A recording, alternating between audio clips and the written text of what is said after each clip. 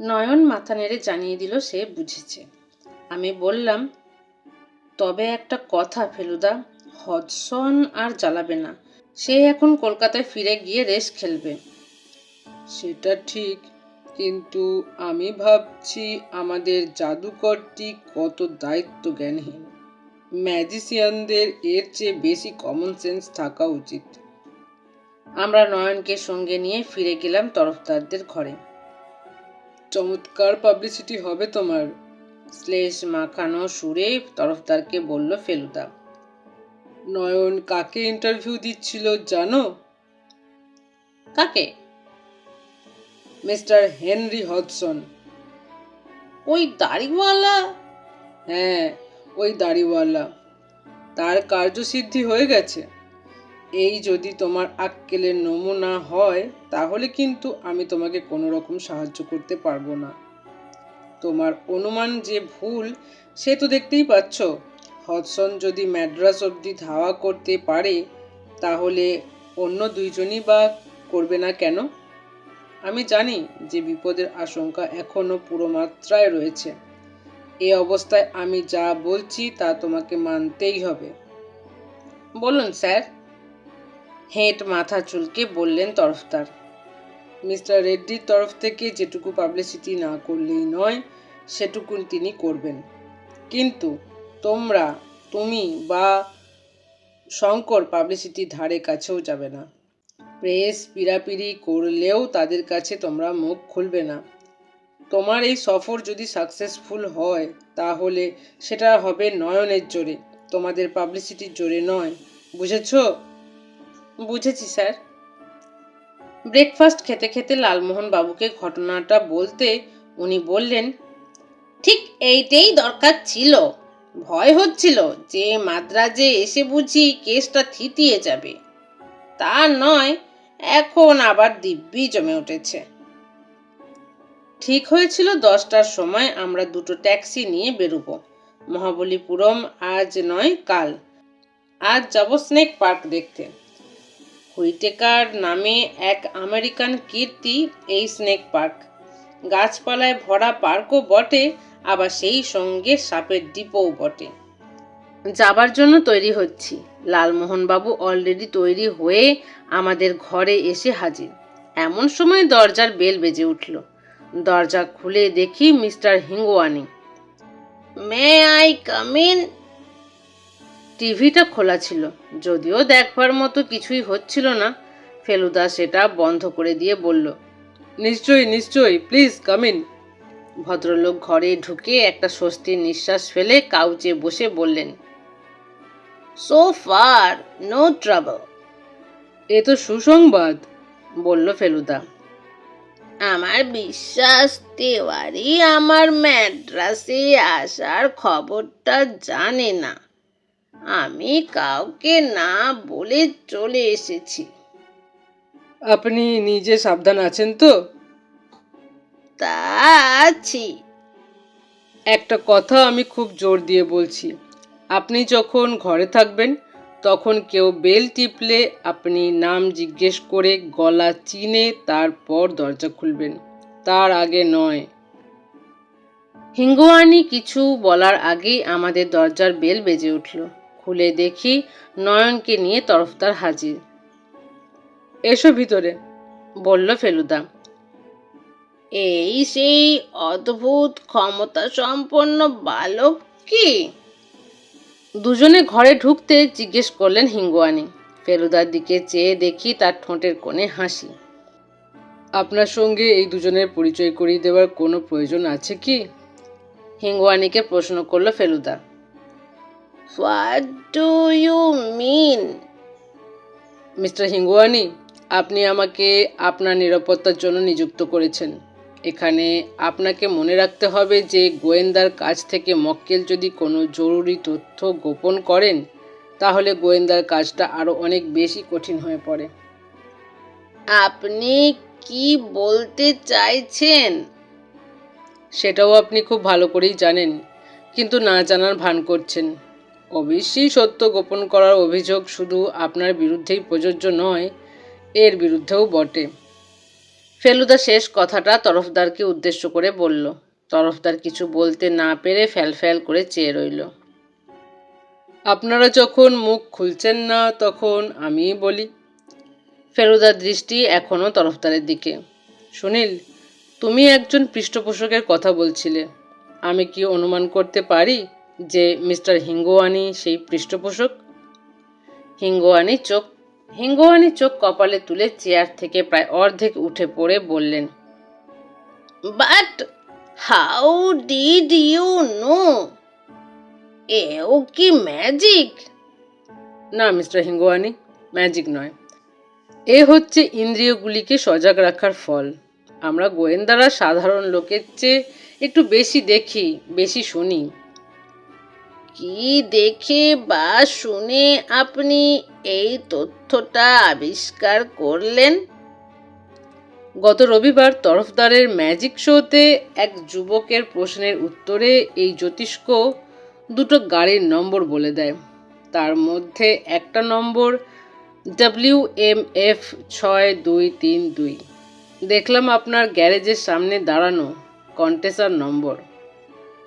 এই যুবক কি আপনার বাড়ির লোক নন এবং তিনি শো থেকে ফিরে এসে কি আপনাকে জ্যোতিষ্কর আশ্চর্য ক্ষমতার কথা বলেননি? ইয়েস, বলেছিল। মোহন আমার ভাইপো। হিঙ্গোয়ানির কেমন যেন হতবম্ব ভাব। আর একটা ব্যাপার আছে, বলল ফেলুদা। সেদিন আপনার ড্রয়িং রুমের বুক কেসে দেখলাম পুরো একটা তাক ভর্তি ম্যাজিকের বই। তার মানে? ইয়েস, ফেলুদাকে বাধা দিয়ে বললেন হিঙ্গোয়ানি। ওগুলোর মায়া আমি কাটিয়ে উঠতে পারিনি। বাবা আমার ম্যাজিকের সব সরঞ্জাম ফেলে দিয়েছিলেন, কিন্তু বই ফেলেননি। তরফদারের দিকে চেয়ে দেখি তার শোচনীয় অবস্থা। তরফদারকে কোনো দোষ দেবেন না মিস্টার মিটার, বললেন হিঙ্গোয়ানি। ও আমার অনুরোধেই আমার নামটা প্রকাশ করেনি। কিন্তু এই গোপনতার কারণ কি?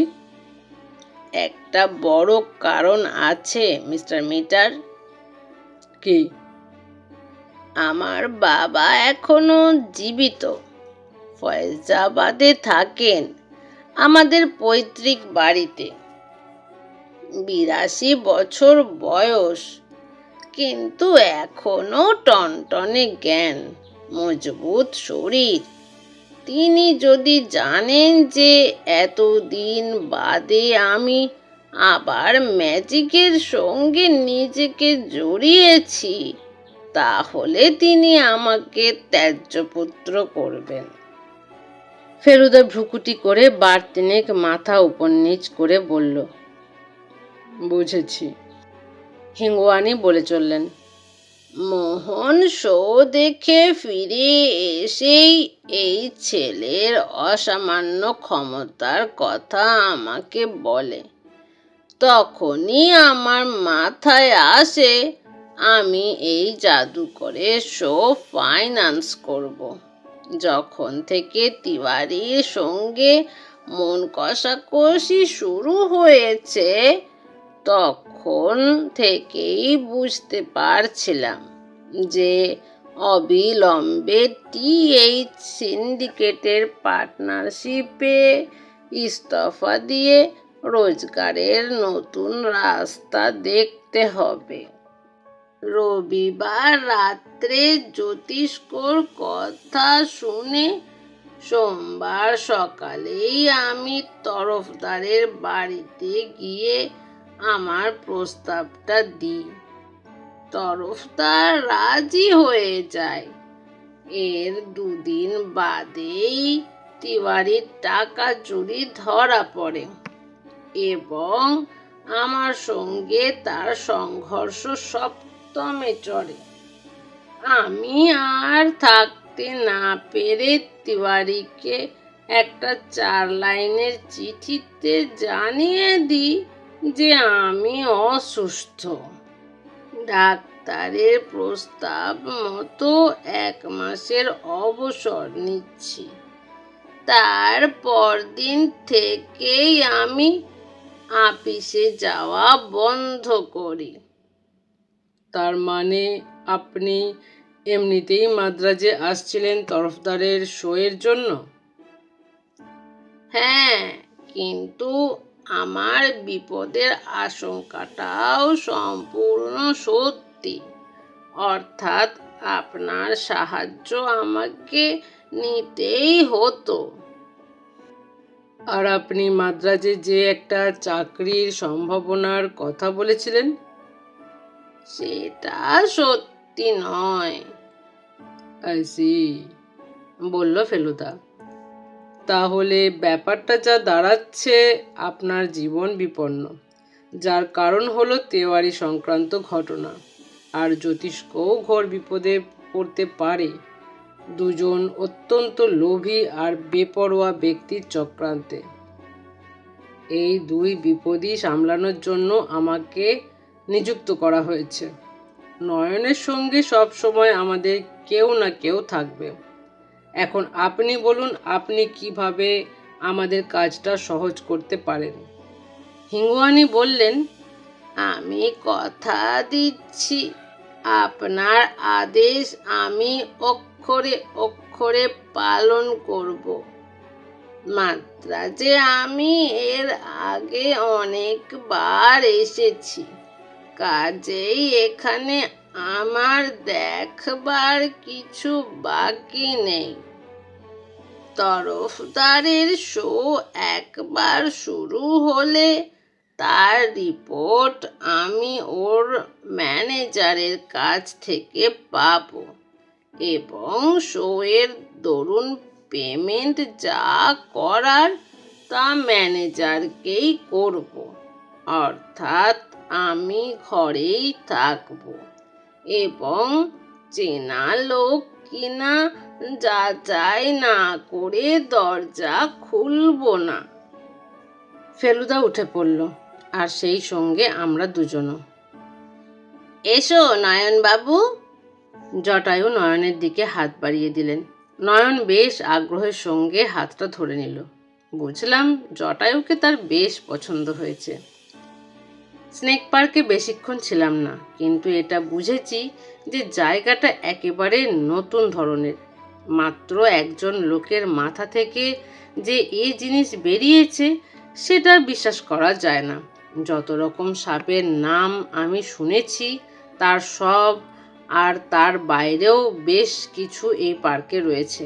তাছাড়া সাপ দেখা ছাড়াও পার্কে ঘুরে বেড়ানোর আনন্দও এখানে পাওয়া যায়। প্রথম দিনের এই আউটিংয়ে কোনো উল্লেখযোগ্য বা চাঞ্চল্যকর ঘটনা ঘটেনি। যদিও হদসনের ছদ্মবেশের কথা জানার জন্যই বোধহয় দাড়িওয়ালা লোক দেখলেই জটায়ু বসাক বলে সন্দেহ করে নয়নকে একটু কাছে টেনে নিচ্ছিলেন। সাপ দেখে এদিক ওদিক ঘুরতে ঘুরতে হঠাৎ দেখলাম রেলিং দিয়ে ঘেরা একটা বেশ বড় জলা জায়গায় গোটা পাঁচেক কুমির রোদ পোহাচ্ছে। দেখে মনে হলো তারা সব কটাই ঘুমাচ্ছে। রেলিংয়ের ফাঁক দিয়ে এ দৃশ্য দেখছি। লালমোহনবাবু নয়নকে ফিসফিস করে বলছেন, তুমি আর একটু বড় হলে তোমাকে আমার করাল গম্ভীর বইটা দেব। এমন সময় দেখি দু হাতে দুটো বালতি নিয়ে গেঞ্জি আর হাফ প্যান্ট পরা একটা লোক কুমিরগুলো থেকে হাত 50 দূরে গিয়ে দাঁড়ালো। কুমিরগুলো এবার একটু নড়ে চড়ে উঠল।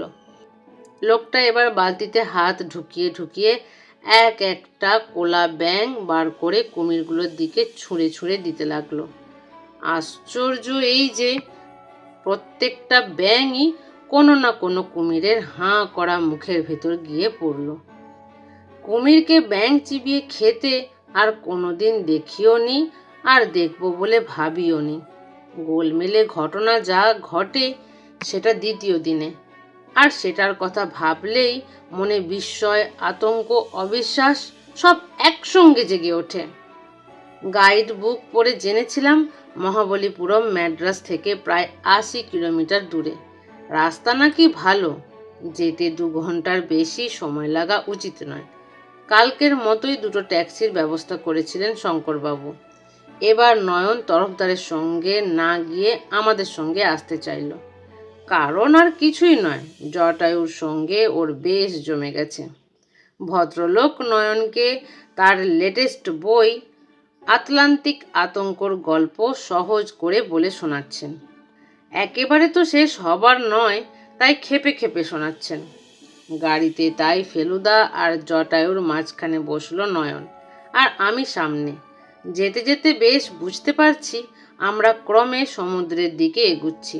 মাদ্রাজ শহর সমুদ্রের ধারে হলেও আমরা এখনো অবধি সমুদ্র দেখিনি, তবে সন্ধ্যাবেলা সমুদ্রের দিক থেকে আসা হাওয়া উপভোগ করেছি। 1.25 ঘন্টার মাথায় সামনের দৃশ্যটা হঠাৎ যেন ফাঁক হয়ে গেল। ওই যে দূরে গাঢ় নীল জল, আর সামনে বালির উপর ছড়িয়ে উঁচিয়ে আছে সব কি যেন। আরো খানিকটা এগিয়ে গিয়ে বুঝলাম সেগুলো মন্দির, মূর্তি আর বিশাল বিশাল পাথরের গায়ে খোদাই করা নানা রকম দৃশ্য।